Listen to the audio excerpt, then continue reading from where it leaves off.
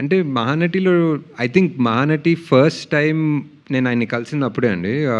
సావిత్రి గారి గురించి తెలుసుకోవడం కోసం రిసర్చ్ చేసే టైంలో ఎళ్లి కలిసాను ఆయన్ని. అండ్ నాకు జస్ట్ ఆ ఒక్క మీటింగే సరిపోతుంది అనిపించింది లైఫ్‌కి. బికాజ్ 'మాయాబజార్‌లో' పనిచేసిన ఆయన, సావిత్రి గారిని కలిసిన ఆయన, 'ఆదిత్య 369' తీసిన ఆయన. ఆయన ఒకసారి ఆయన ఇంకా మనలో ఉండి ఆయన సినిమా గురించి మాట్లాడి ఆయనతో నాతో ఒక గంట సేపు స్పెండ్ చేయడమే ఇంకా దట్ ఈస్ ఇనఫ్ అనిపించింది. So after how many ever years ఇప్పుడు ఆయనతో కలిసి ఒక సినిమా తీయడము, ఆయన విజన్ని లైఫ్కి తీసుకురావడం అనేది ఇట్స్ స్టిల్ అన్బిలీవబుల్. కొంచెం ఇందులోని రాగయుక్తంగా పాడుకుంటారా, లేకపోతే మామూలుగా ఈ క్యాజువల్గా వెళ్ళిపోతుండే? అంటే దేవిశ్రీ ప్రసాద్ రాగాలని కూడా యూజ్ చేసి చేయాల్సి వచ్చిందా? And what about the BGM also, అది ఏ రకంగా ప్లాన్ చేశారు?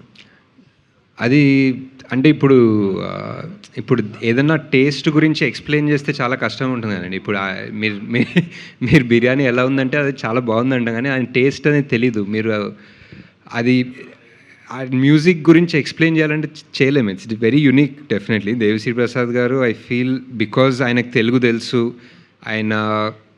ఆయన చాలా స్పాంటేనియస్, ఆయన definitely one musical genius. So ఆయన ఇలాంటి మూవీకి పార్ట్ అవ్వడం అనేది was the biggest asset for the film. Telugu తెలిసిన ఆయన, లిరిక్స్ తెలిసిన ఆయన, మాటలు రాయగలిగిన ఆయన, మాటల్ని అడాప్ట్ చేసుకోగలిగే ఆయన. సో ఎలా ఉంటుందనేది డెఫినెట్లీ మనం చూడాల్సిందే. అండ్ ఇట్స్ ఎక్స్పీరియన్స్ అండి ఆన్ ద స్క్రీన్. అంటే రుద్రవీణ అనే ఒక సినిమాలోని ఒక సాంగ్ ఉంటుంది, మొత్తం అంతా మాటలే, వాళ్ళు పాటల కింద పోస్ట్ మ్యాన్ కూడా పోస్ట్ అని అంటూ ఉంటాడు. కరెక్ట్. సో సిమిలర్ అండి, సిమిలర్ జోన్లో ఉంటుంది ఐ గెస్. అది కూడా మా రెఫరెన్స్ ఉండేది ఫస్ట్ అప్పుడు ఆ రైటింగ్ సెషన్స్ అంతా చేసేటప్పుడు. ఫన్ ఉంటుంది. నాగేశ్వర గారు హాయ్ అండి. ఈ సినిమాకు సంబంధించి రాజమౌళి గారు, త్రివిక్రమ్ గారు వీళ్ళందరూ కూడా బయటలు ఇచ్చారు. అది సినిమాకి సంబంధించిన ఏమైనా కంటెంట్ చూపించడం జరిగిందా, లేకపోతే వాళ్ళు ఓన్లీ సంగీతం గారి కోసమే బయటస్ ఇవ్వడం జరిగిందా, ఎట్లా అది? అంటే కంటెంట్ చూసారండి డెఫినెట్లీ. కంటెంట్ ఫస్ట్ మనం ఒక వీడియో ఎప్పుడో పెట్టాం సంగీతం సార్ గురించి, లైక్ ఈ షూటింగ్ చేస్తున్నాము అండ్ ఆయన వై నాట్ అంటారు, ఎందుకు సైలెంట్ సినిమా అంటే వై నాట్ అంటారు. సో ఆ వీడియో చాలామంది చూసారు, all of the directors, all of the upcoming directors, actors. So వాళ్ళందరూ ఒక రకంగా మహానటి టైంలో how the industry came together, they were like ఇప్పుడు ఇది సినిమా లెక్క కాదు, ఇదొక సినిమా మీద ప్రేమ లెక్క అన్న రకంగా కలిసి వచ్చారు. సావిత్రి గారి మీద ప్రేమ అవనివ్వండి, లేకపోతే ఒక తెలుగు సినిమా పునాదిల మీద ప్రేమ అవనివ్వండి. సో అలా ఈవెన్ సంగీతం సార్ సినిమా అలానే అనుకుంటా. బేసిక్లీ ఆయన సినిమా తీస్తున్నారు, ఇలాంటి సినిమా తీస్తున్నారు అంటే everybody wants to be a part. They want to help in some way. ఏదో ఒకటి నేను పోస్ట్ పెట్టాలా చేస్తాను, నేను ఏదైనా వీడియో చేయాలా చేస్తాను. So I think that love and that good will ఆయన సంపాదించుకున్నారు బేసిక్గా. సంగీతం గారు ఫిజికల్గా సెట్కి వచ్చారా? సెట్కి వచ్చే ఆయన చూసుకున్నారా? వచ్చారు but not all the days. There was a way we would attach. ఇప్పుడు మన కెమెరాకి మానిటర్ వస్తుంది కదండి, వర్చువల్గా. There was a monitor that to his feed at his house and he has a headset. He'll speak to the cameraman. Rehearsals అండి, we had like proper 6 months of rehearsals. ఒక్కొక్క scene edit చేసుకున్నాము. దేవి గారు music ఇచ్చేవాళ్ళు, ఆ మ్యూజిక్కి తగ్గట్టు shoot చేసి rehearsals edit చేసుకునే వాళ్ళం. They was a big direction team. They was his co director, executive director, అందరు కలిసి we saw almost the whole film was shot as a rehearsal even before we went to shoot. ప్రొడ్యూసర్గా చేసేటప్పుడు ఇది చాలా different film, plus ఆయన మీద ప్రేమతో అభిమానంతో చేశారు కాబట్టి జనరల్గా కంఫర్ట్ బడ్జెట్లో ఇలాంటి కాన్సెప్ట్ ఫిల్మ్స్ చేస్తే వర్క్ అవుతాయి. మీరు బియాండ్ దట్ ప్రేమతో ఎక్కువ చేశారు. సో ఇది ఎకనామిక్స్ పరంగా మీకు ఓకేనా? ప్లస్ ఓన్లీ ఆయనతో అభిమానం కోసం, ఆయన మీద ఉన్న అభిమానం కోసం ఇలాంటి ప్రాజెక్ట్ తీసుకురావాలని ఎంతకైనా చేయాలని? అంటే గత 10 ఏళ్ళగా మా జర్నీ చూసుకుంటే మేము పెద్దగా ఎకనామిక్స్ గురించి అంత థాట్ ప్రాసెస్ పెట్టుకోలేదండి. సినిమా మీద ప్రేమతో చేసాం. ఆబ్వియస్లీ సంగీతం సార్ మీద అభిమానం ఉంటుంది, బట్ సంగీతం సార్కి కూడా ఆయన మీద అభిమానంతో తీయాలని అనుకోరు బేసిక్లీ. ఆయనకి కంప్లీట్లీ సినిమా మీద అభిమానంతో తీయాలి. He loves movies, we love movies. So at the end of the day we want make a good movie. That is our objective. So ఈ సినిమా అనేది ఎంత బాగా రావాలి, గీతం సరే కానివ్వండి, నేను అవసరం లేదు, ఆయన కూడా అవసరం లేదు, కథ బ్యూటిఫుల్గా కావాలి, 10 ఏళ్ళ తర్వాత కూడా దీని గురించి మాట్లాడుకోవాలి అన్న థాట్ ప్రాసెస్ తీసిన సినిమా. వాట్ ఈస్ ద బడ్జెట్ అంటే what is the movie require అనేది it comes down to that అండి. ఈవినింగ్ ఒక్క నిమిషం సార్. నాగశ్విన్ గారు, హాయ్ అని చెప్పండి సార్ ఒక 2 క్వశ్చన్స్ నాకు.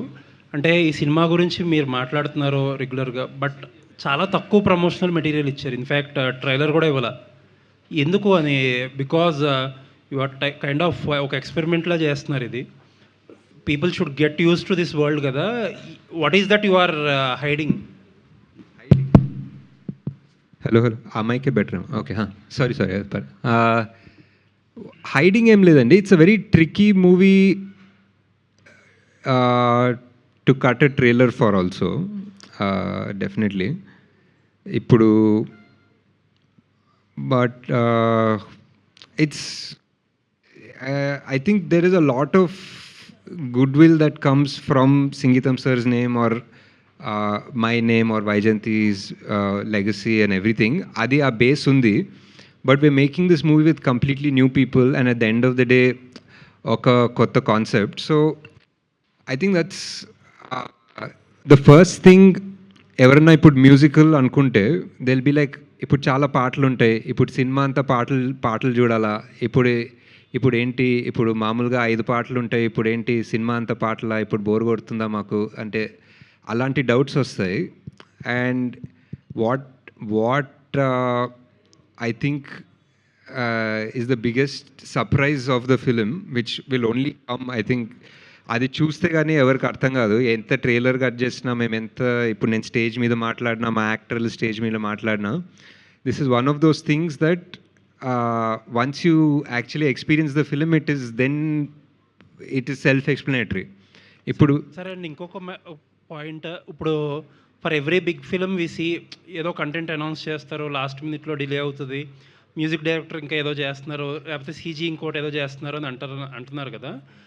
ఇన్ దిస్ సిచ్యువేషన్ ఈ మ్యూజిక్ డైరెక్షన్స్ లేకపోతే అందరు కమిట్మెంట్స్ వల్ల స్లో అవ్వడం, ఇటువంటి సిచ్యువేషన్లో you pulled off something even more challenging కదా.